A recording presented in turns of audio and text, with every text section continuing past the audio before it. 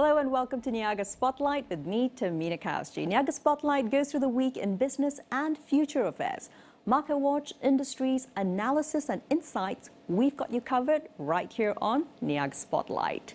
Well, for this week's analysis, we will be examining greedflation. Now, it's really interesting because central banks globally have responded to soaring inflation after the pandemic's global disruption, as well as Russia's invasion of Ukraine with the most aggressive round of interest rate rises in decades, especially in the last week. The U.S. Federal Reserve raised rates to the highest level in 16 years, despite concerns about volatility of their banking sector, reminiscent of 2008 and 12 crises. Now, domestically, Bank Negara hiked rates by a surprise 3% and may hit pause after this. But what does all this mean for availability of liquidity and finance for both businesses and households? Are these measures enough to address rising prices and stagnant incomes? Why do prices still remain so high, especially since pandemic disruptions have long ceased? Of note, though, after the European Central Bank's 7th successive interest rate hike, which took effect just this week, ECB President Christine Lagarde stated that some firms are engaging in greedflation. So, having a quick look, these are a couple of interest rate hikes globally. US 5.25%, England 4.25%, ECB 3.25%, and Canada 4.5%. Now, the US Central Bank is in its 10th hike in 14 months. The ECB lifted 3 key interest rates by 0.25% to stand now at 3.25. Now, as these interest rate hikes have failed to bring down core inflation to the target rate of 2%, favored by the Fed and ECB, pressures for further rate hikes has been insistent indeed. From there, on to Malaysia's latest. So we take a quick look. BN, of course, lifted its OPR by 25 basis points to 3%. BNN kept rates unchanged at 2 previous meetings this year as it sought to assess the impact of 4 consecutive hikes totaling 100 basis points in 2022. Now, overall, Southeast Asian economy has bounced back strongly from a pandemic-induced slump, with growth hitting a 22-year high of 8.7% in 2022, but slowing global demand has clouded the outlook for exporters of oil, commodities and high-tech goods. Malaysia's economy is yet expected to expand 4 to 5% this year, according to BNM. Consumer prices in March, though, rose 3.4% from a year earlier, however, its slowest pace in 9 months. Now, this hike marks the return of borrowing costs to pre-pandemic levels and comes ahead of planned reforms to Malaysia's subsidy program, which could add inflationary pressure. This continued raising of interest rates, though, is an exercise mainly to bring about equilibrium in the local economy and combat rising inflation. So let's understand this new trajectory of greedflation then in a nutshell. Right, so basically for over a year now, consumers and businesses have struggled with stubborn inflation, but soaring costs haven't prevented corporations from raking in record profits. Companies in last year's Fortune 500 generated an all-time high $1.8 trillion in profit on $16.1 trillion in revenue. Corporations, particularly in developed economies like the US and UK, have used rising raw material costs amid the pandemic and the war in Ukraine as an excuse to raise prices and expand profit margins to new heights. Now, typically, higher commodity prices and labor costs squeeze corporate margins, especially if the economy is slowing. But for example, in the US, data released by the Bureau of Economic Analysis, the BEA, in late March this year showed profit margins still near a record high relative to costs in the 4th quarter. ECB President Christine Lagarde said wage pressures in the Eurozone had strengthened as workers tried to recoup purchasing power lost due to inflation. But she hinted some firms were engaging in this so-called greedflation. She said in some sectors, firms have been able to increase their profit margins on the back of mismatches between supply and demand and the uncertainty created by high and volatile inflation. Both the IMF and the ECB have looked at whether higher wages are driving up prices, and what they found is companies have been able to use the crisis to drive up prices and boost profit margins.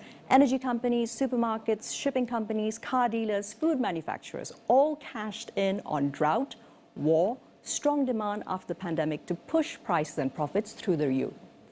The Eurozone Central Bank looked at the contribution of profits to inflation over nearly a quarter of a century and found that between 1999 and 2022, profits were responsible for roughly one-third of inflation rate on average. In 2022 alone, profits contributed to a staggering two-thirds of the rise. I spoke with Professor Geoffrey Williams, Provost for Research and Innovation at Malaysia University of Science and Technology, about what this greedflation means for us, meanwhile, in Malaysia. Let's watch.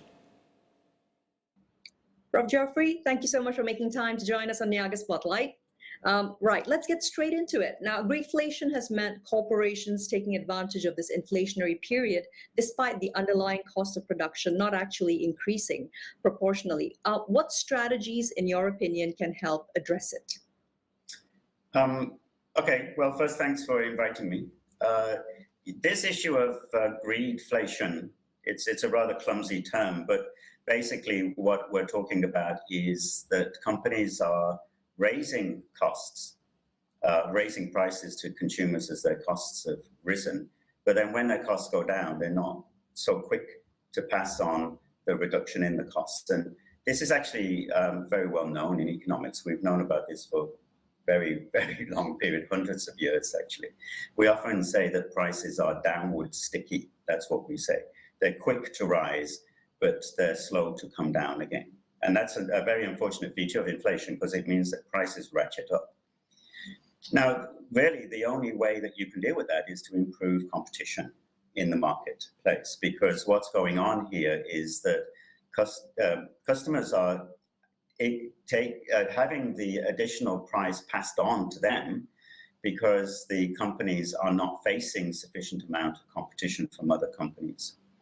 And so, for example, if the price of oil goes up and that raises everybody's costs in terms of transportation in particular, but also utilities, then all companies will pass that on to the customers in terms of higher prices.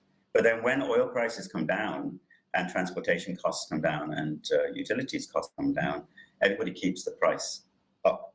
And that's because of a lack of competition. So the only way that you can really tackle this in any substantive way is through improvement in competition. Now, competition has two sides to it. One is what the companies do amongst themselves, and the other is what we do as customers. And so you'll remember just a few months ago, the economy minister, YB Rafizi, was telling us all that we have choices as customers and that we don't have to continue to pay these high prices. And actually, he's right. What he's really telling us to do is to be smart customers. And what that means is, if we feel that the price has gone up and it isn't coming down, we need to go and use our spending power to choose other companies. Sometimes we don't have so much choice. That's certainly true. I mean, if you're talking about the cost of necessity items, of course, it's certainly true. You don't have complete choice. But in many instances, in most instances, we do have a great deal of choice. And another thing that customers can do, which will really have a big effect, is we should tell each other about where the high prices are, which are the companies that are ripping us off by pushing up the price and not bringing the price down. But much more positively, we can tell each other, this company has got a really great product and its prices come down, and it is bringing down prices. And that will be very helpful for us to use our spending power as consumers.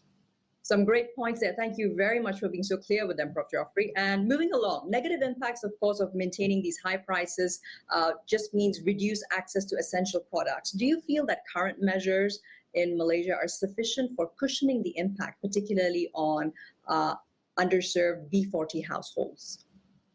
Well, I think there are two issues about that. I mean, when we talk about essential products, really what we're talking about are things that people need to spend in order to live, and that's primarily food, but also it extends beyond that. It involves utilities, and it involves petrol, actually, the cost of petrol. Now, all of these things in Malaysia are subject to various forms of price control, particularly essential food items, and of course we know for sure that petrol at the petrol pump is controlled, it's subsidized. And we also know that the utilities prices are also subsidized. So the government has done quite a lot in terms of controlling prices of essential items. But of course, the question of cost of living is not just about prices, it's about incomes.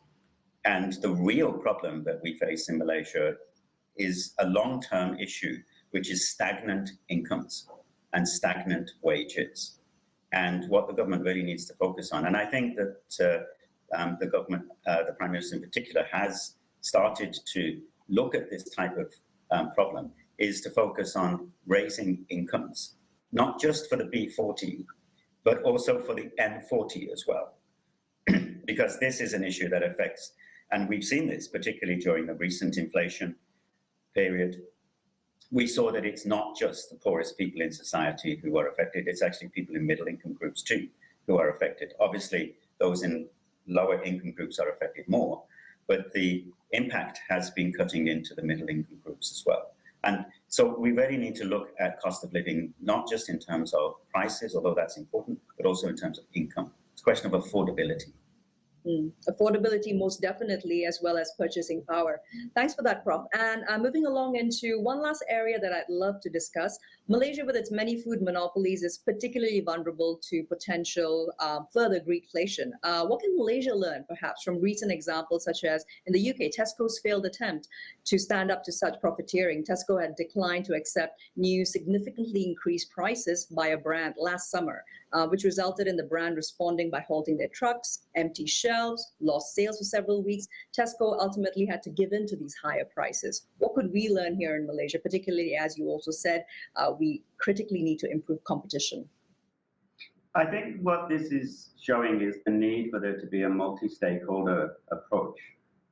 In this case, you're talking about a very large grocery chain, a very large retailer, and trying to use its influence in the market in terms of the suppliers of the products that it's selling.